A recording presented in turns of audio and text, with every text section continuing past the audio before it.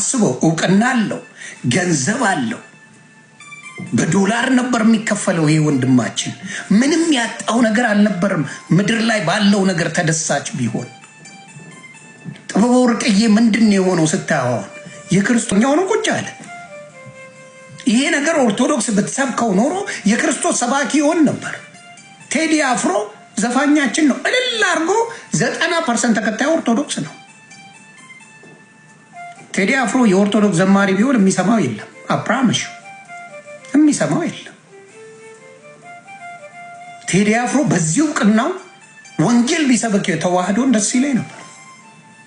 በዚሁ ቅናው በዚህ ችሎታ እንዳለ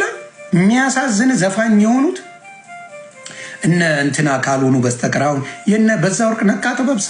በዛወርቅ አስፋው ይቅርታ አሁን ተሰማለች